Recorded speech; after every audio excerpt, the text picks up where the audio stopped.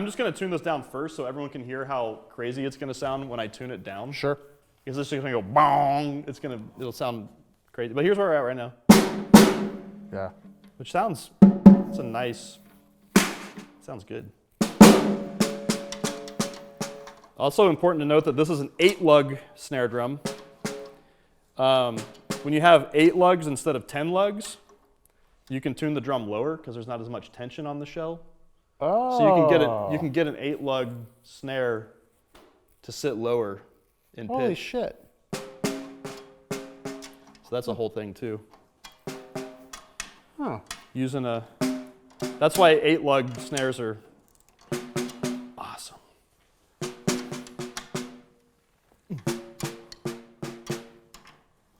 Huh.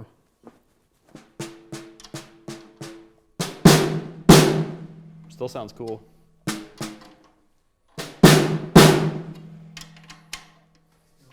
I find with this sound though,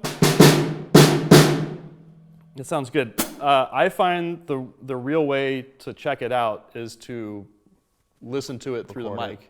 Because it's going to sound one way to me right here.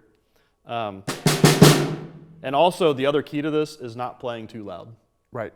Because the softer you play and the more he can turn up the pre's, it's going to just get fatter and fatter sounding. It's kind of, with drumming, it's physics. You know, it's like the harder you hit a drum, the more attack you're going to get, and eventually the less sustain you're going to get, right? Yep. Like eventually the drum will choke out. Yep. So it's all about finding the balance of what the end result is trying to be, right? So like with the super dead thing, play softer, turn up the pre's more, and you get more of that fat tone out of the drum. Correct. But you still want to get the right amount of attack. You know, obviously I'm not going to go like that sounds terrible. But that sounds good already. I might just start right there. The only thing I would say is, can I get one more? Well, because should I put you one on the rack too? I want to put one on the rack, Tom, because what we're hearing now is the rack. You're hearing, yeah. You're hearing that.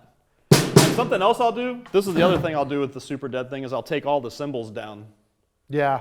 And only... Because the cymbals will ring. The cymbals will be ringing, and also we're in a big room, so like that's part of it. But to be honest, man, since you're going to do this, like this group, let's just go low. Let's go low. The other thing I'm going to do is I'm going to swap out the hats, because I want something a little sweet, darker and drier. Darker. That will kind of blend better with the snare sound, right? Because it's such a monster. Wow. Okay. Yeah. Yeah, baby. Bring it in. Lock it down. Right at my forehead. Yep, pretty much. Yeah. You know hi-hats want blood. I'm going to take these down. You're going to take them off? Yeah, I think so. Like, just let's get a little extreme with it. Okay, cool. Well, to be honest, in this scenario, if we were going for this vibe, I mean, it's all about just the mono overhead. Yeah. The close mics, snare, kick, tom-tom, mono overhead. Yeah. Because I kind of treat these more like cymbal mics. I mean, they do help with the imaging of the drums, like the stereo, kind of get a nice stereo imaging, but yeah, they're really about more like a cymbal mic thing to me. But I get crazy. I mean, if the drums are gonna like be super hot, like in your face in the mix, sometimes what I'll do, I'll just take a little bit and with the tape, and I'll just tape these to the bottom of the drum, because if you just get more cloth on the head without killing the low end. Wow. Because if you do too much, yeah, you'll kill the tone. But even just the slightest bit of it, especially on the floor tom, like if I hit this floor tom, okay. You hear like a woo, there's like a, and that's just the bottom head. Still sounds good. It sounds rad, right? I mean, it's one of my favorite, I almost knocked my head. Yeah, you almost. It's one of my favorite sounds. And I know there's purists out there who are like, that's not how drums are supposed to sound. But here's the thing, it doesn't matter. It's like in a mix, it sounds awesome. I mean, it sits so well. in the context of all the other instruments around it. It leaves a lot of space. Plus, when people do stuff like this, that makes me want to, put the toms where I think they should be and then turn them up 6 dB more. Boom, boom. It sounds so awesome. Oh, it's just rad. So that's just how I'm just making this up right now. I just improvise everything. But I'll just find the sweet spot down here. Kind of like that or so. Wow, dude. Okay. You go. See? See what I'm saying? It just cuts out that extra hong at the very end of the envelope of the sound, right? Okay. I'm down. Are you down? You still with me? Oh. Is it cool? Is that going to work? No, let's journey. I'm going to, okay, because it's a 13 and not a 16, I'm going to do it, but less. Less folds? Just less on the head. Like this one's probably... Almost on the... That's a good... Oh, I see what you mean. Like 5 inches, 6 inch, almost 6 onto the drum head. I get it. I'm just going to put it like right here. It actually doesn't matter where you put it. I'm just going to put it like barely like that. Just going to see how that does. Oh, so a little before and after. Yep. Rad. Okay. And keep in mind, this has that rims mount on it, the isolation, so the drum is trying to ring. Don't hit your head. Don't hit your head. Oh my gosh, thank you. I would have. Really what it's doing, it's two things going on here.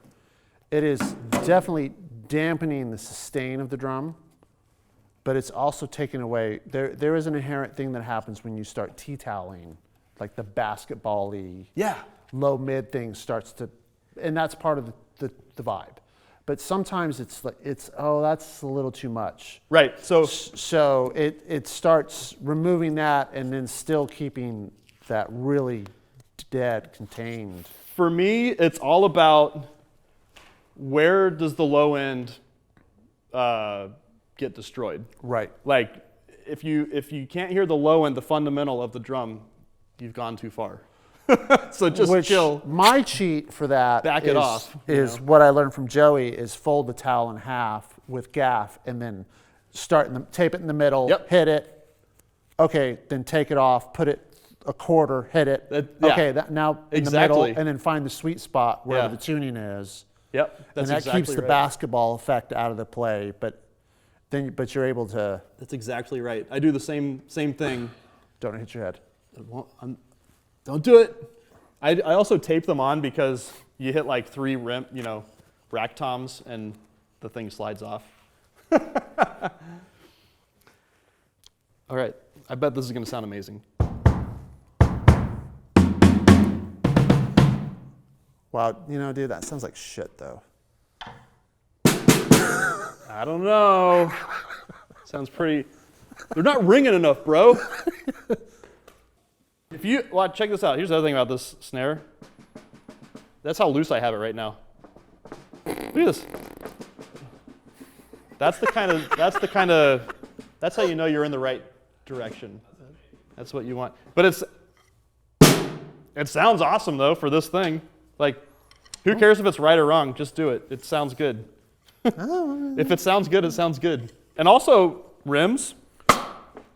No shit. It sounds cool. Because also this is a die-cast hoop, so you get a fatter rim tone from the die-cast. Yeah, but it's because there's that little piece of cloth. So if you do the, I can't do it like Gadsden, but you get the idea.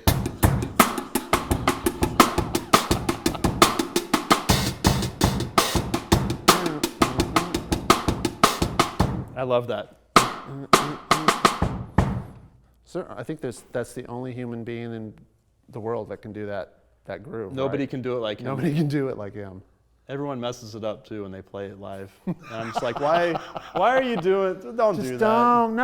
No, stop. Don't do it. I can't do it. Nobody should do it except for him. It should be banned. So anyway, yeah. I was also saying earlier, don't play the bass drum loud either.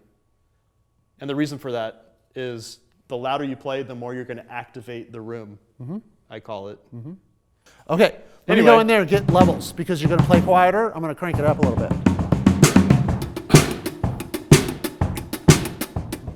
Because I have these in-ears then, and he's feeding me the close mics, I can turn up my ears, and that way I can hear the tone from these mics up here. So it's just getting more into that character instead of having to imagine what it will sound like. Sure. Whenever you're ready. Okay.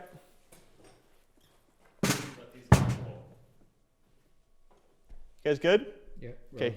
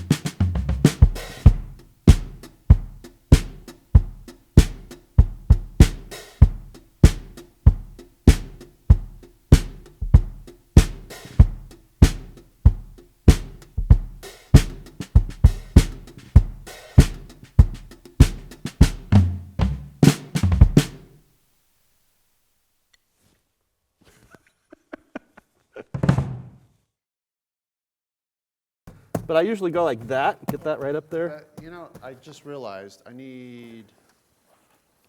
And then... Oh, is that Oliver coughing? Great. Is there another sandbag too? Sometimes I just go like this. Oh, you're doing it. I just put that right there. Yeah. Just like that. And then the other thing I'll do is I want the bass drum beater to hit flush. Like I don't want to, if you have this too low, it overextends the beater. Sure. So you're kind of hitting the head at like an angle, which you don't get as fat of a tone. So I just raise this up just a hair, like that. That should do it. Let's check it out.